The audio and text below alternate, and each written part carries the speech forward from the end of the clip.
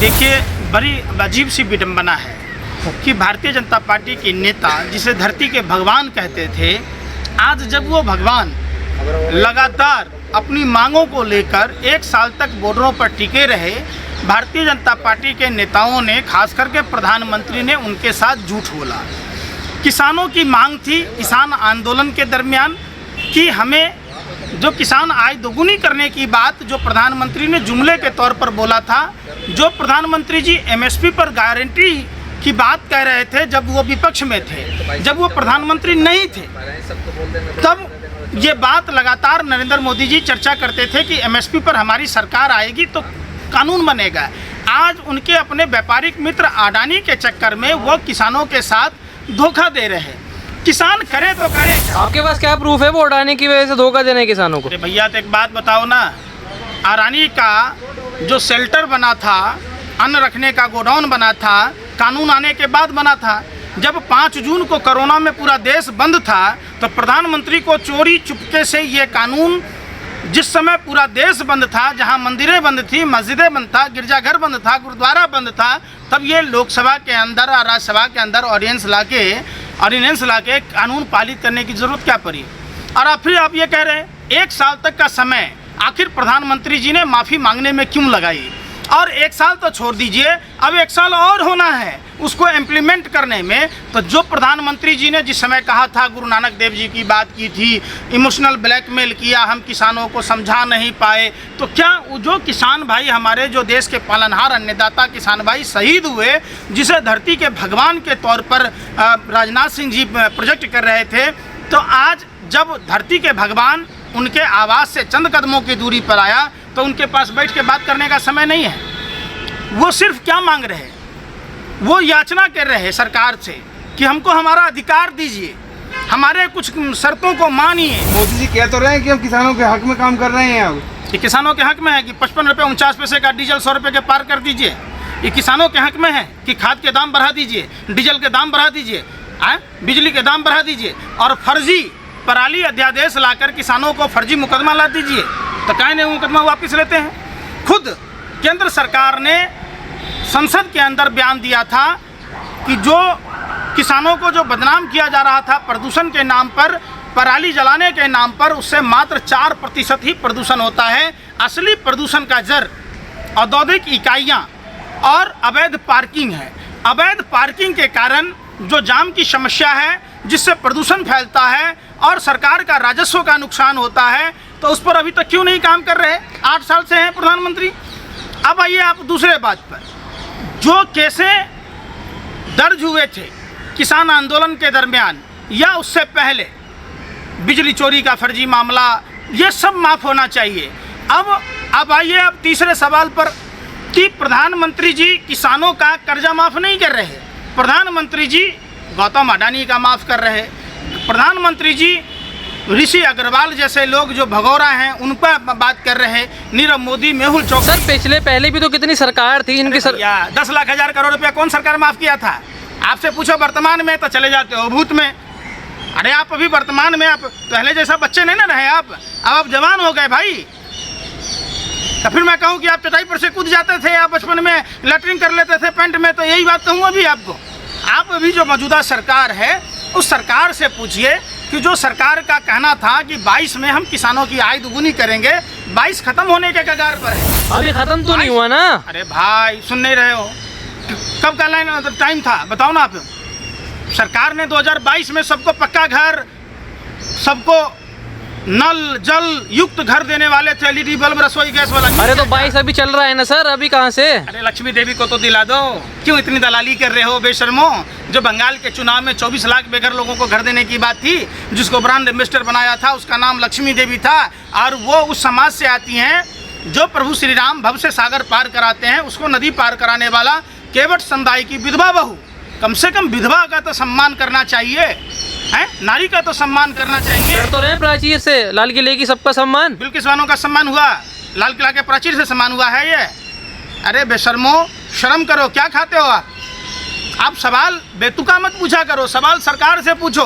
सम्मान करने की बात हो तो अडानी के पोर्ट पर जो बार बार ड्रग्स का खेप पकड़ा जाता है उस पर चर्चा करो। आप चर्चा करो जो मेघालय में भाजपा का नेता बनाड चकला घर चला रहा था, जहां 400 दारू की बोतल, 500 अनयूज्ड कंडोम, डेटोनेटर, जेलेटिन सब पकड़ा गया, 6 नाबालिग लड़कियां पकड़ी गई, उस पर चर्चा करो, तो आप उस पर चर्चा नहीं करोगे। सर अब आप कैसे देख रहे हैं कि 2024 का जो चुनाव नज़दीक है गुजरात का, क्या आप अब घर घर जाके गुजरात में कैंपेन करेंगे?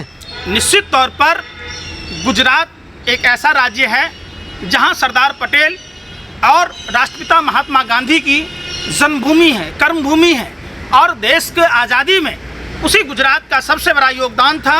आज ये दो उसी गुजरात की धरती पर कौन दो?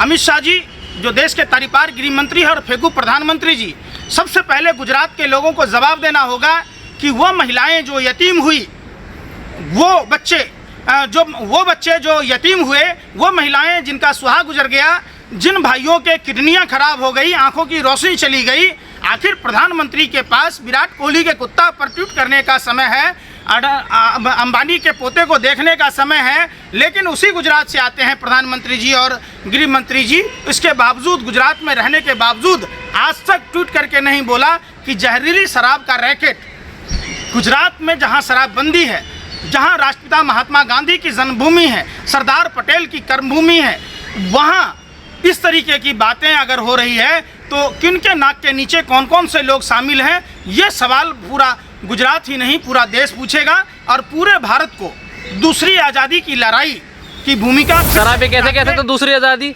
आज़ाद नहीं है भारत?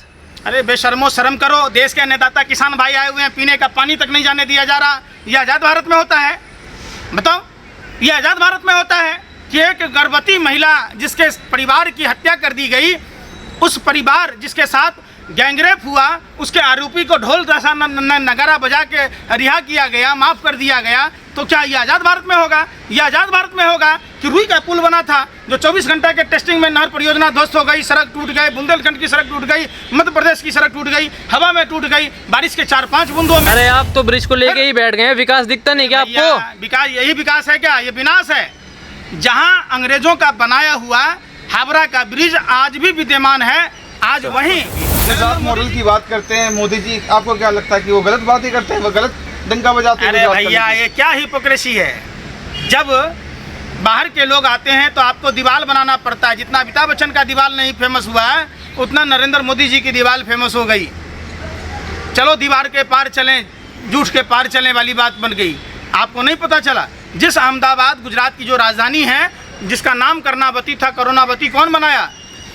बताओ, कौन गुजरात में शराब बेचवा रहा है? कौन ड्रग बेचवा रहा है? ड्रग का रैकेट बार बार आ रहा है। कहाँ जाली नोट छापने की मशीन गुजरात में पकड़ी गई, उस पर चर्चा कर रहे हैं। और गाया कहीं और का जा रहा है। फिर वही वाली बात, किसके पोट पर आ रहा है? अरे शाहरुख खान का बेटा कोडियल क्रूज जहाज में था, तब 5 ग्राम हेरोइन पर, 52 ग्राम रिया चक्रवर्ती पर नागिन डांस करने वाले आप लोग काहे ने अडानी के पोट पर बड़ा चर्चा करते हो? कहाँ से आ रहा है, किसका है, कौन ला रहा है? ये तो शुक्र की बात है, 100 समझो कि 100 सोनार की, एक लोहार की कभी कभी पकड़ा जाता है। इसका मतलब 99 बार आया होगा। ये देखो ना, 10 बार गुजरात में ड्रग्स का रैकेट का पर्दाफाश हुआ है, उस पर कोई चर्चा नहीं होती। प्रधानमंत्री को चिंता ही नहीं है कि हमारा देश ड्रग्स आखिर कौन सप्लाई कर रहा है, कौन है देशद्रोही, उस पर बात होनी चाहिए, तो वो बात ही नहीं हो पा रही। पंकज जी आप कैसे देख रहे हैं, क्या गुजरात में खेला ही होने जा रहा है क्या? मैं खेला आपको कह रहा हूँ, गुजरात में खेला भी होगा, खदेरा भी होगा। गुजरात जो लगातार भारतीय जनता पार्टी के चंगुल में फंसा हुआ था, जो गुजरात बदनामी के कगार पर पहुंच गया, आज अमित शाह और मोदी जी के जोड़ी ने, इस रंगा बिल्ला की जोड़ी ने पूरे गुजरात को ही बदनाम नहीं किया, भारत की पूरी छवि को धूमिल किया। अब गुजरात के लोग छवि सुधारने का काम करेंगे, गांधी और सरदार पटेल के रास्तों पर वो चलने का काम। इस तरीके से अभी लखीमपुर खीरी में बहुत बड़ा बवाल मचा हुआ है। लोग इसी को लेकर, किसान जो जंतर मंतर पे आज आए हुए थे, और कहा यह जा रहा है कि लहू लुहान हो गए हैं किसान। निश्चित तौर पर जानबूझकर, जब अजय मिश्रा टेनी ने खुद कहा था कि पहले का हमारा इतिहास जान लीजिए, हम पहले कितने बड़े गुंडा मवाली थे, उसका बेटा उसी सत्ता में मनमंथ होकर, नशा में चूर होकर किसानों को जानबूझकर रौंद दिया था। ये तो वीडियो सोशल मीडिया का कमाल था, जो वो घटनाएं प्रकाश में आई, और उसके बावजूद आज तक पीड़ित किसान परिवारों को कोई मुआवजा नहीं मिला। आपने मनोहर लाल खट्टर का भी बयान सुना होगा कि 150 लठैत तैयार करो, किसानों पर हमला करो, जेल जाओ, बड़ा नेता बनो। किस तरीके की बयानबाजी की गई, किस तरीके से किसानों को गाली दी गई, वो पूरा देश नहीं पूरा विश्व ने देखा है। और भारत की छवि धूमिल करने का काम भारतीय जनता पार्टी के लोगों ने किया। अब सबसे बड़ा सवाल होता है कि किसानों के बच्चे ही फौज में जाते हैं, फिजिकल की तैयारी करते हैं, खेत के पगडंडियों पर दौड़ धूप ये सब तैयारी करते हैं, मेडिकल रिटर्न सब निकाला जाता है। उसके बावजूद जहां एक और बाप खेत को खून से सींच कर फसल उगाता है, अन्न उपजाता है, वहीं औलादें रिश्तेदारों में मिलकर खून बहाकर सरहदों की सुरक्षा करता है, तब जाकर हम सकून रहते हैं। तो उनको 4 साल की नौकरी, पेंशन नहीं। राजनाथ सिंह के बेटा को काहे नहीं अग्निवीर जैसा सुविधा मिले, उनको क्यों पेंशन मिले? अमित शाह के बेटे को क्यों पेंशन मिले? कैलाश विजयवर्गीय के बेटे को क्यों मिले? उनको भी अग्निवीर जैसा सुविधा दीजिए। अगर अग्निवीर अच्छा है तो क्यों उनको बार बार विधायक का चुनाव लड़ते? वो भी 4 साल के बाद खत्म हो जाएं, तो वो उस पर चर्चा नहीं करो। पंकज जी, आपसे आखिरी सवाल लेंगे, क्या आप तिलकधारी किसानों के साथ खड़ा है? हम शुरू से ही देश के हर वर्ग के लोगों से, हर जाति के लोगों से, हर धर्म के लोगों के साथ खड़े हैं। जो भारत का नागरिक है, जो अपने आप को सिर्फ 2 जाति मानता है, स्त्री और पुरुष, जो अपने आप को इंसानियत धर्म को मानता है, हम उन सभी पीड़ित लोगों के साथ खड़े हैं। जब तक हमारी सांसें चल रही है तब तक हम उनके साथ खड़े हैं। क्या लगता है किसानों का जिस तरीके से दोबारा धरना प्रदर्शन देना और सड़कों पर उतरना, कहाँ तक लगता है कि न्याय मिलेगा?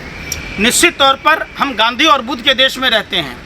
गांधी और बुद्ध ने जो संदेश दिया है शांति का, अहिंसा का, हम उस रास्तों पर चलते हुए सरकार का लगातार विरोध करेंगे। निश्चित तौर पर आपने देखा होगा, गांधी के बताए रास्तों पर ही चलकर भारत ने आज़ादी पाई है। वो भी उस मुल्क से जो मुल्क 2 विश्व युद्ध का विजेता था, वहाँ गोरे अंग्रेजों को खदेड़ने का काम गांधी के सिद्धांतों के बदौलत ही हम आज आज़ाद हैं। तो आपने देखा कि निश्चित तौर पर आज हमारे किसान भाई भी, देश के पालनहार अन्नदाता किसान भाई, धरती के भगवान आए हुए हैं। हम सभी उनके स्वागत में वहाँ खड़े थे, उनके साथ हैं, थे और रहेंगे।